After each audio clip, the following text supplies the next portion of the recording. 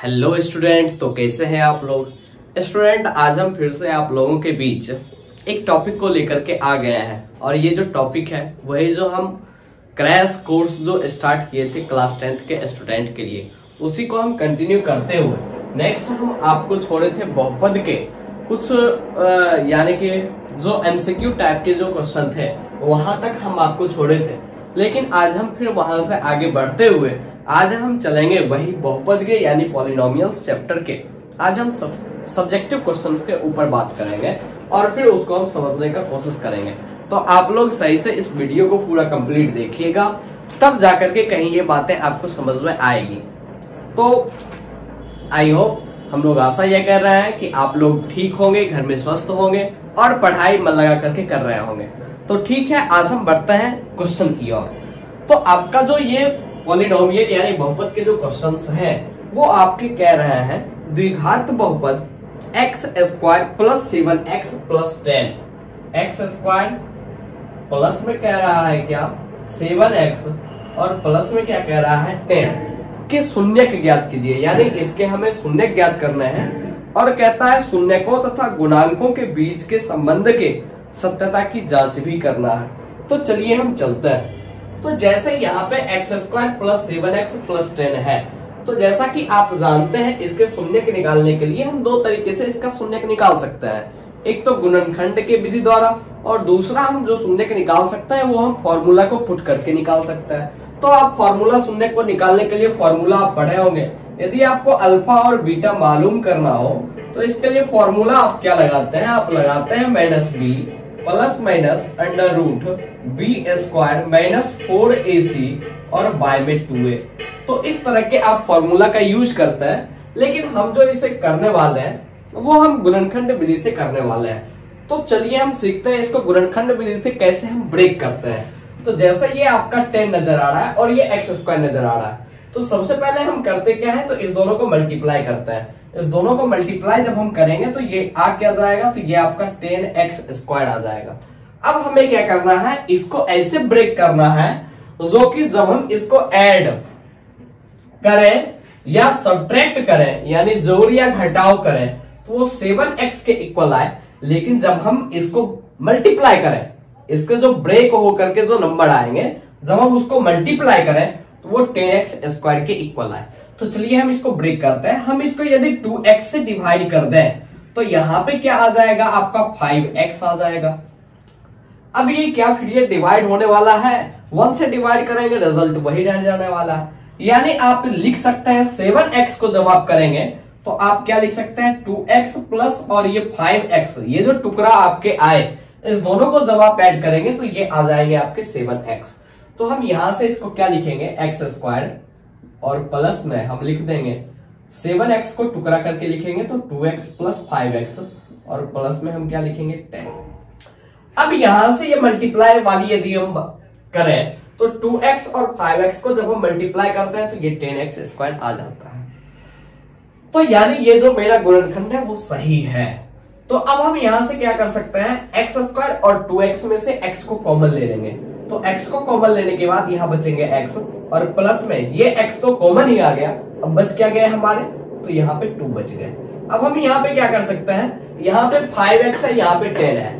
5x और 10 में क्या कॉमन आ सकता है, तो वो 5 है जो कि कॉमन आ सकता है। जब हम यहाँ से 5 लेंगे तो ये आपके आ जाएंगे x और प्लस 5 को किससे मल्टीप्लाई करने के बाद 10 आएगा, तो यानी 2 से जब हम मल्टीप्लाई करेंगे तो 10 आएगा।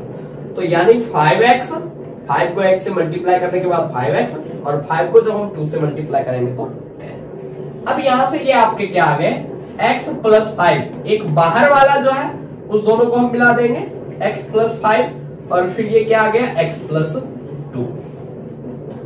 और इसके इक्वल में क्या होता है, इसके इक्वल में आपका 0 होता है। इसके इक्वल में यहां भी आपके 0, इसके इक्वल में यहां भी आपके 0, इसके इक्वल में यहां भी। क्योंकि हमको मालूम क्या करना है, x का वैल्यू शून्य कह रहा है तो उसके मतलब क्या है, x के कौन से ऐसे वैल्यू होंगे जो इक्वेशन में रखने के बाद उसके एक्सप्रेशन के वैल्यू जो आएंगे वो 0 आएंगे। तो इसलिए हम यहाँ पे इक्वल करते हैं किसके, 0 के। हमको तो शून्य की मालूम करना है ना, मीन्स ये जो एक्सप्रेशन है इसके वैल्यू क्या होंगे, 0 होंगे। तो इसलिए x plus 5 into x plus 2 जब हम करेंगे तो उसके भी वैल्यू क्या होंगे, 0 होंगे। अब यदि x प्लस 5 हम लेते हैं तो हम मान लेते हैं x प्लस 5 इक्वल टू 0। जब हम x प्लस 2 को 0 से मल्टीप्लाई करेंगे तो भी 0 आएगा, यानी हम मान के चल लेते हैं क्या x प्लस 5 इक्वल टू 0 इधर भी, और x प्लस 2 इक्वल टू भी हम 0 रखते हैं तो भी क्या आता है, एक्सप्रेशन का वैल्यू 0 आता है। अब हम यहां से करेंगे तो ये 5 इधर प्लस में है तो उधर जाने के बाद माइनस में चला जाएगा, यानी x इक्वल टू -5, और यहां से जब हम करेंगे तो x इक्वल टू क्या हो जाएगा, -2 हो जाएगा। अब यहां पे कहता है, जो कि क्वेश्चन में कह रहा था, जो कि शून्यकों तथा गुणांकों के बीच के संबंध की सत्यता की जांच भी कीजिए।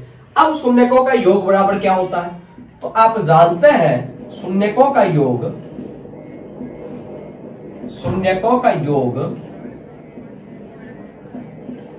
बराबर होता है क्या, -b और y में a। ये जो हम जो एक्सप्रेशन जो लिखे हैं इसका बेसिक स्ट्रक्चर है क्या, तो इसका बेसिक स्ट्रक्चर होता है x square ax square plus में bx और प्लस में c। इसके बेसिक स्ट्रक्चर तो यही होते हैं। तो यहां पे हमको क्या कह रहा है, यानी जो x के कोएफिशिएंट होते हैं वो b कहलाते हैं, एक्स स्क्वायर के जो कोएफिशिएंट होते हैं वो a, और c जो कि एक कांस्टेंट ही होता है। अब हम यहाँ पे -b/a करें तो यहाँ पे 7 है, x का कोएफिशिएंट क्या है 7, तो ये हो गया आपका -7, और y में a, तो a क्या हो जाएगा, तो a एक्स स्क्वायर का कोएफिशिएंट तो जो कि 1 है। अब हम जब ऐसे शून्यकों का योग करते हैं तो क्या आता है, तो ऐसे जब हम ये शून्य इसके दो निकले, एक -5 और दूसरे -2, तो जब हम -5 और प्लस में -2 करते हैं तो भी ये तो -7 के इक्वल ही होता है ना, यानी -7 बराबर है किसके, -7 के। तो यही to सत्यता की जांच करने के लिए कह रहा था। अब गुणांकों की सत्यता की हम जांच कर लेते हैं, तो यहां पे होता क्या है, शून्यकों का गुणांक बराबर, तो शून्यकों का गुणांक बराबर क्या होता है, हम यहाँ पे नोट्स में लिख रखे हैं क्या, अल्फा प्लस बीटा, यानी किसी एक्सप्रेशन के दो शून्य के जो अल्फा और बीटा हैं तो उसके योग जो होंगे, सम जो होंगे वो क्या होंगे, -b/a होंगे। और यदि कोई दो शून्य है अल्फा और बीटा और उसके जो गुणांक जो होंगे, जो उसके मल्टीपल जो होंगे वो किसके इक्वल होंगे, वो c/a के इक्वल होंगे। तो उस चीज को हमने वहां पे लिख रखा है। तो शून्यकों का गुणांक बराबर क्या हो जाएगा, c/a। c क्या होता है, जो कांस्टेंट होते हैं, यानी 10, तो यहाँ पे आ जाएंगे आपके 10, और y में a, तो a क्या है आपका 1 है। और इधर हम करते हैं शून्यकों का गुणांक, तो क्या हो जाएगा -5 और इंटू में हो जाएगा आपका -2। अब यदि माइनस इंटू माइनस होगा तो वो प्लस हो जाएगा, साइन चेंज हो जाएगा, तो फिर ये 5 2 क्या हो जाएगा 10 इक्वल टू किसके आया 10 आया। तो ये तो सत्यता की जांच हो गई। यानी इस प्रकार से हम ये कह सकते हैं जो कि शून्यकों का योग, यानी ये जो एक्सप्रेशन है, ये एक्सप्रेशन का जो शून्यक आया उसके गुणांक जो है और जो इसके फॉर्मूले से अल्फा इंटू बीटा आते हैं वो दोनों क्या है, सेम है। योग में भी सेम वही बात है। तो इस प्रकार से अतः शून्यकों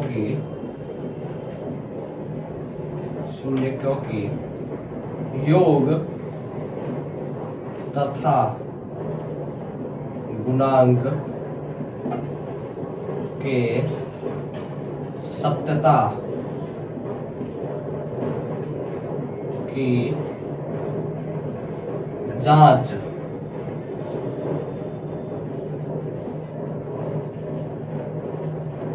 तो ये आपके हो जाएंगे। तो इस तरह के क्वेश्चन जो है वो आपसे एक ना एक क्वेश्चन जरूर आने वाले हैं। तो इसलिए इसी टाइप के क्वेश्चंस को आप रिवाइज बार बार करें ताकि ये आपको एग्जाम में फिर आसान हो जाए। तो ठीक है, फिर हम इसके बाद हाँ, तो अब हम नेक्स्ट क्वेश्चन की ओर बढ़ते हैं। नेक्स्ट क्वेश्चन जो आपका कह रहा है वो कह रहा है बहुपद x स्क्वायर माइनस 3 के शून्य ज्ञात कीजिए। क्या कह रहा है, बहुपद x स्क्वायर माइनस 3 के, x स्क्वायर माइनस 3 के। अब हम पिछले क्वेश्चन में जो बताए थे उसको आप रिकॉल कीजिए। तो वहां पे 3 पद दिए हुए थे। कितने पद दिए हुए थे, 3 पद वहां पे दे रखे थे और बीच वाले पद को हमें ब्रेक करना था। लेकिन यहाँ पे तो 2 ही पद दे रखे हैं, हम किस वाले पद को प्रयोग करेंगे? तो अब ये तो समझ में नहीं आ रहा है। लेकिन आप एक क्वेश्चन पढ़े होंगे, क्या पढ़े होंगे आप पढ़े होंगे A square minus B square equal होता है किसके? तो ए प्लस बी और इंटू में ए माइनस बी के इक्वल होता है। तो यदि आप यहां से देखें, ये एक्स स्क्वायर को आप एक्स स्क्वायर ही रहने दें और 3 को आप -3 के स्क्वायर कर दें, √3 के स्क्वायर कर दें, तो क्या इसमें कोई हर्ज है? बिल्कुल नहीं है। ये तो सेम वही बात है जो ऊपर में कह रहा है। तो यहां से आपके a प्लस बी और a माइनस बी क्या बनेंगे? तो a आपके क्या बन गए? a बराबर आपके आ गए x और b बराबर आपके क्या आ गए? वो √3 आ गए। तो यहां से ये आपके हो जाएंगे x प्लस √3 और इंटू में क्या हो जाएंगे? x minus √3। अब इक्वल में इसके शून्य मालूम करना है, तो ये इक्वल में 0। तो अब यहां से x प्लस √3 बराबर 0, तो x बराबर में क्या हो जाएगा? माइनस √3। और इधर से यदि आप करें तो x माइनस √3 बराबर में 0, तो यहाँ आपके क्या हो जाएंगे? x बराबर √3। तो यहाँ जब आपको इस प्रकार से क्वेश्चन दे रखा हो तो हम उसे इसी तरह से ब्रेक करेंगे, ए स्क्वायर माइनस बी स्क्वायर पे, और फिर आएगा ए प्लस बी इंटू ए माइनस बी। बात आ गया समझ में? तो यहां से माइनस √3 और ये क्या आ गया? प्लस √3 आ गया। अब क्वेश्चन में क्या कह रहा था? क्वेश्चन में कह रहा था शून्य ज्ञात कीजिए और शून्यकों तथा गुणांकों के बीच के संबंध की सत्यता का जांच कीजिए, और फिर उसी प्रकार से वही बातें कह रहा है। तो शून्यकों का योग बराबर क्या होता है? तो शून्यकों का योग बराबर हम क्या जानते हैं? शून्यकों का योग बराबर हम जानते हैं -b/a, और ये तो हम बता ही दिए वो b होते क्या है? -b/a, x के कॉफिशिएंट होते हैं। तो क्या यहाँ पे कोई x के कॉफिशिएंट है? यहाँ पे कोई x के कॉफिशिएंट है? x के कॉफिशिएंट तो है ही नहीं, बिल्कुल नहीं है। तो x के कॉफिशिएंट नहीं है तो यहाँ पे क्या होंगे? तो यहाँ पे तब तो ये 0 ही होगा ना। x के कॉफिशिएंट है नहीं तो यहाँ पे 0 होगा, क्योंकि हम 0 को यदि 0x हम लिख भी दें तो भी इसके वैल्यू क्या हो जाएंगे? 0 ही तो होंगे। और बाय में a, तो x स्क्वायर का कॉफिशिएंट वो क्या है? 1 है। मीन्स यहां से ये आपके क्या आएंगे?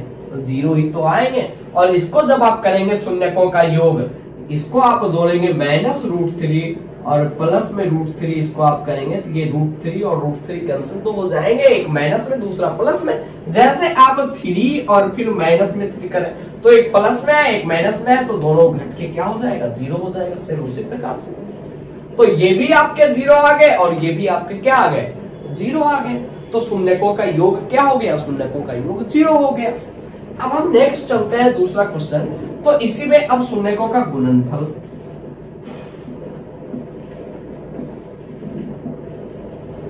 तो शून्यकों का गुणनफल बराबर क्या होता है? बराबर में होता है c/a। अब c क्या है? तो ये जो आपके होते हैं तो c हो जाएंगे आपके क्या? 3, और बाय में a, तो a आपके क्या हो जाएंगे? a आपके हो जाएंगे 1, a आपके क्या हो जाएंगे? वो हो जाएंगे 1, और ये -3 होंगे, सिर्फ 3 नहीं, क्योंकि यदि किसी भी नंबर के आगे प्लस का साइन है तो वो प्लस नहीं लिखाता है, लेकिन यदि किसी भी नंबर के आगे माइनस का साइन दे रखा है तो हमें माइनस लिखना होगा। तो इसलिए हम यहाँ पे लिखे c के बदले क्या? -3 लिखे। 3 यहाँ पे हम सिर्फ नहीं लिख सकते, हमें यहाँ पे -3 लिखना होगा। क्यों? क्योंकि इसके आगे माइनस का साइन है। यदि प्लस का साइन होता तो कोई बात नहीं, जैसे यदि +3 होता तो हम सिर्फ 3 लिखते, फिर भी तो ये प्लस में ही कहलाएगा। लेकिन यदि माइनस में है तो इसे माइनस में डिनोट करने के लिए फिर क्या? तो इसके आगे माइनस तो लगाना ही होगा ना। जैसे यहाँ पे है ये माइनस है तो इसके आगे हमें माइनस लगाना होगा। तो -3 और बाय में 1, तो ये क्या आ गया आपके? -3 आ गए। अब यहाँ शून्यकों का गुणनफल जब हम करें तो -√3 और +√3, यानी -√3 और इंटू में क्या आपको √3। तो अब √3 और √3 तो आपके क्या हो जाएंगे, 3 हो जाएंगे, लेकिन यहाँ प्लस वाला है और ये माइनस वाला है, तो माइनस इंटू प्लस आपके क्या होते हैं, माइनस ही तो होते हैं, तो -3। तो -3/1 ये भी तो आपके -3 ही आए। तो इस प्रकार से ये आपके शून्यकों के योग और शून्यकों के गुणनफल जो आपके यहाँ पे एक्सप्रेशन दे रखे थे उसकी सत्यता की जांच हो गई। तो इस प्रकार से ये आपका क्वेश्चन था। अब हम नेक्स्ट इसी को कंटिन्यू करते हुए अगले क्वेश्चन की ओर बढ़ते हैं। अब अगले क्वेश्चन में क्या कह रहा है आपका, तो अगला क्वेश्चन आपका कह रहा है इसमें जो है आपके वो गुणनफल और योग दे रखे हैं और आपसे एक्सप्रेशन पूछ रहा है, इसका एक्सप्रेशन क्या होगा। जैसे कह रहा है एक द्विघात बहुपद ज्ञात कीजिए, यानी बहुपद ये आपसे निकालने के लिए कह रहा है, कहता है जिसके शून्यकों का योग। तो यहां पे आपको क्या दे रखा है, शून्यकों का योग दे रखा है और आप पढ़ चुके हैं क्या, शून्यकों का योग बराबर होता है क्या, -b/a। जो आपका ये कितना दे रखा है, जो आपका ये -3 दे रखा है। अब हम नीचे में 1 तो ले ही सकते हैं ना, यदि -3/1 कर दिए तो भी तो इसमें कोई चेंजेस नहीं होने वाला है ना, तो भी तो ये -3 रहने वाला है ना। अब नेक्स्ट दूसरा कह रहा है शून्यकों का गुणनफल भी दे रखा है आपको, शून्यकों का गुणनफल बराबर में क्या होता है, c/a। और ये भी आपको दे रखा है, क्या दे रखा है, 2 दे रखा है। तो 2 दे रखा है तो हम बाय में 1 तो लिख ही सकते हैं ना, फिर भी तो ये 2 ही होगा। और आपको इसमें कोई भी फॉर्मूला याद रखने का जरूरत नहीं है इसके व्यंजक को लिखने के लिए, वो टीचर लिखवाते हैं, ये फॉर्मूला लिखो वो फॉर्मूला, सारा इतना हम ये फॉर्मूला याद करेंगे तो फिर हम कहा वहां तक हम लेके जा पाएंगे एग्जाम हॉल तक, तब तो फिर वो अप्लाई कर पाएंगे। तो आप माइंड से लॉजिक से सीखिए उस चीज को, और लॉजिक वाला चीज याद भी रहता है लंबे समय तक। तो अब हम आपको एक बेसिक स्ट्रक्चर के बारे में बता दिए हैं। इसके जो बेसिक स्ट्रक्चर होते हैं द्विघात समीकरण के, वो होते हैं ax² प्लस में bx और प्लस में c होते हैं। ax² प्लस में bx प्लस में c होते हैं। अब यहां से ये आपको वैल्यू आ गए, क्या आ गए, तो भाई a इक्वल टू आपके 1 आ गए, क्योंकि a के सामने तो 1 दिख रहा है। b इक्वल टू आपके क्या वैल्यू आ गए, तो b इक्वल टू आपके वैल्यू आ गए। अब यहां से ये माइनस और ये माइनस तो कैंसिल हो जाएगा, ये माइनस और ये माइनस तो कैंसिल हो जाएगा, यानी b इक्वल टू आपके 3 आ गए। अब c इक्वल टू आपके क्या आ गए, तो c इक्वल टू 2 आ गए। अब इसी स्ट्रक्चर पे आपको बैठाना है, तो x² है तो x² तो लगाना ही होगा। a का वैल्यू क्या है, 1 है, तो 1 को लिखे या ना लिखे बात बराबर है, यानी हमें लिखना क्या होगा, x² प्लस b। तो b के वैल्यू आपके क्या है, 3 है, तो यहाँ पे b के जगह पे आप 3 लिखिए और इसके साथ x लगाइए, और फिर प्लस में c, तो c आपके क्या है, 2 है, c आपके क्या है, 2 है। तो ये आपके जो हुए ये आपके बेसिक समीकरण हो जाएंगे, द्विघात समीकरण हो जाएंगे, जो कि क्वेश्चन में पूछ रहा था। लेकिन अब एग्जामिनर वहां पे क्वेश्चन में क्या कर देगा, थोड़ा सा ट्विस्टिंग कर देगा। अब वहां पे इसके आपको 2 मल्टीपल दे दिए, यानी आपको दे दिया 2x² प्लस 6x और प्लस में 4। तब आप कहेंगे सर ये तो हम पढ़े ही नहीं, ये कैसे आ जाएगा। कुछ नहीं किया है, सिंपली इसमें 2 से मल्टीप्लाई कर दिया है, यानी यहां पे आपको इसके मल्टीपल मिल सकते हैं। इसके क्या मिल सकते हैं, मल्टीपल मिल सकते हैं। 2 से मल्टीप्लाई तो 2 सारा 2 गुना हो जाएगा, 3 से मल्टीप्लाई तो सारा 3 गुना हो जाएगा, 4 से मल्टीप्लाई तो सारा का सारा 4 गुना हो जाएगा। तो ये चीजें आपको देखनी है, यानी यहाँ पे आपका k का जो वैल्यू होगा, मीन्स यहाँ ये जो मल्टीपल बनाएगा वो कोई ना कोई रियल नंबर ले रखा होगा। तो k इक्वल टू यहाँ पे आपका क्या आ जाएगा, कोई रियल नंबर आ जाएगा। उससे आप इस पूरे इक्वेशन को मल्टीप्लाई कर दें, जैसे 2 से मल्टीप्लाई किए तो ये आया। अब हम 3 से भी मल्टीप्लाई कर सकते हैं, तो 3 से मल्टीप्लाई करने के बाद क्या हो जाएगा 3x² प्लस में 9x और प्लस में क्या हो जाएगा 6। तो ये भी इक्वेशन हो सकता है। तो कोई एक इक्वेशन यही नहीं, ये तो हमारा एक बेसिक इक्वेशन हुआ।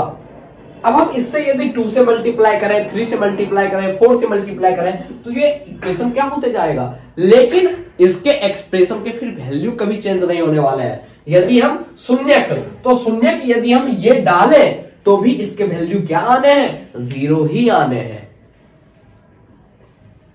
तो इससे इसमें कोई फर्क पड़ने वाला नहीं है। तो ठीक है, इस तरह से आई होप कि आप लोग इस क्वेश्चन को समझ पाए होंगे। तो ठीक है, आज के लिए इतना ही। फिर हम आपसे अगले दिन अगले वीडियो में हम आपसे मिलेंगे। आप लोग प्रेम पूर्वक पढ़िए, आप लोग खुश रहिए और एग्जाम को लेकर के ज्यादा डिप्रेस होने का कोई जरूरी नहीं है। आप जितना पढ़े हैं क्वेश्चन में वही पूछा जाएगा, आपको वही बनाने हैं, तो फिर इसमें डिप्रेस होने वाली बात है कहां। और ये लाइफ का एग्जाम थोड़े है, लाइफ में बहुत सारे एग्जाम देने हैं। लाइफ का एग्जाम कुछ अलग होता है, ये तो एक एकेडमिक एग्जाम है। तो फिर इससे क्या ज्यादा घबराना, कुछ भी ज्यादा घबराने की काम नहीं है। बस आप लोग सही से एक डिसिप्लिन होकर के आप लोग पढ़ाई करें और आपके हाथ सफलता लगेगी। तो ठीक है, आज के लिए इतना ही। आप लोग मुस्कुराते रहिए, प्रेम से पढ़ते रहिए। ठीक है, बाय बाय।